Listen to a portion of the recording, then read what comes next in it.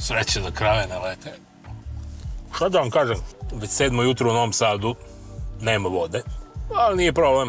Nadam se bar da su povećali vodovod na naselju Klisa, tamo gde je centralni zatvor, pošto sad ima više Novosađana u zatvoru nego na Limanu.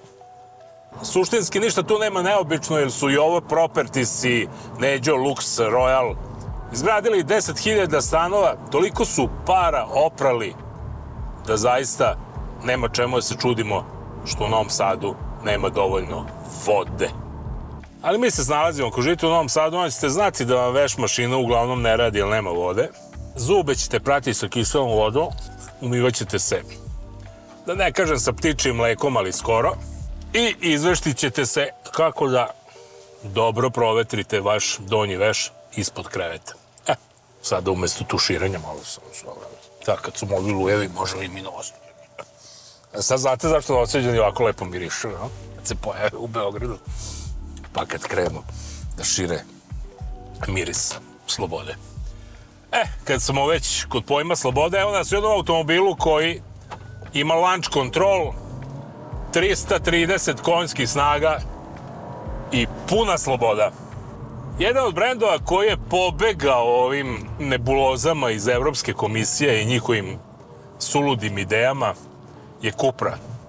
Okej, oni su se prilagodili, ali su ostavili nešto od modela i za dušu vozača, a jedan među njima je Cupra Formentor 2.0 TSI sa 333 konjske snage i čak 420 Nm obrtnog momenta, uparenih sa 7-stepenim DSG menjačem. Od 0 do 100 4,8 sekundi, maksimalna brzina 250 km/h.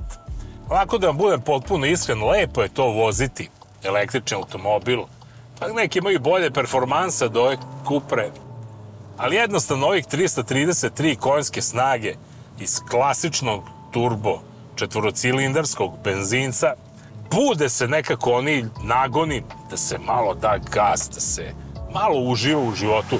Pa nije sve u preračunavanju koliko ćemo kilovat sati električne energije potrošiti na 100 km i koliko ćemo pritom uštedeti. O Cupri Formentor smo dosta toga pričali i dosta toga rekli, naročito kod one sa 1,5 litarskim agregatom. Uvideli smo da je to jedan modern automobil, da fantastično izgleda. Isto tako smo zaključili na toj slabijoj Cupri da je vrlo komfortna, da imamo sasvim solidan prtljažnik od 420 litara, da zadnja klupa nije bog zna kako udobna za nekakva duga putovanja, ali ovakvim automobilima kao što je Cupra zapravo 4 osobe su potpuni višak u automobilu. Ovaj automobil pravljen za jednog ili za dvoje da uživaju punim srcem i punim dahom u životu.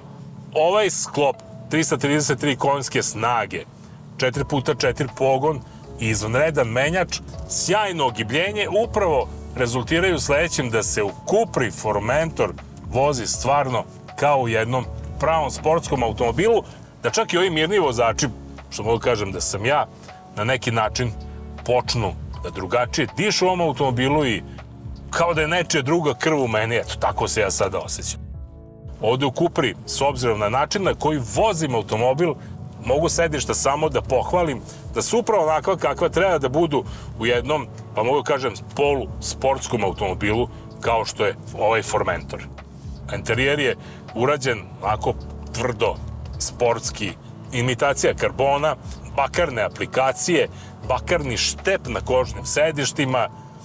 U Cupri su se potrudili da ugrade i odlične Sennheiserove zvučnike, odnosno Sennheiserov sistem za zvučenje. Osim tog zvuka motora, možete da pustite snažno, ali kvalitetno onu muziku koju volite slušate tokom vožnje. Tu još treba dodati ove sportske taster prekidače kojima se automobil, odnosno motor startuje, kojim se vrši selekcija režima vožnje. Instrument tabla je personalizovana, ima nekih 5-6 postavki. Meni je omiljena ova sa velikim obrtomerom i nešto malo manjim pokazivačem brzine, jer kod sportskih automobila znamo najvažnije je broj obrtaja, kako i mogli da kontrolišemo najvažnije performanse. Celoj priči asistiraju izvanredne, ali stvarno izvanredne kočnice koje su izuzetno dobro odmerene i koje su zapravo pravi partner svim ovim elementima koji pogone automobil. Ali znamo dobro da nema savršenog sportskog automobila bez savršenih kočnica, a ovde je ta simbioza izvanredna.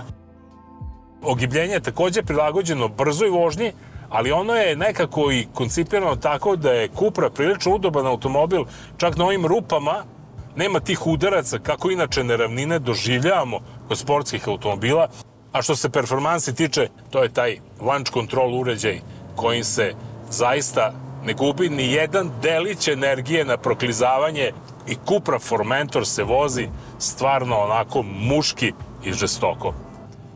Na Teslu smo zabeležili potrošnju negde najniža i oko 9,5 litara na 100 pređenih kilometara. To je ako se Cupra vozi u normalnom režimu vožnje. Ukoliko želimo da budemo onako malo oštri na gasu kako i treba biti u ovom automobilu, ta prosečna potrošnja se penja nekih 10 do 11 litara, a boga i možda bude i 13 litara ako se baš onako uživa skroz, što bi rekli do daske. Ova Cupra Formentor košta negde oko 50.000 eura u zavisnosti od opreme.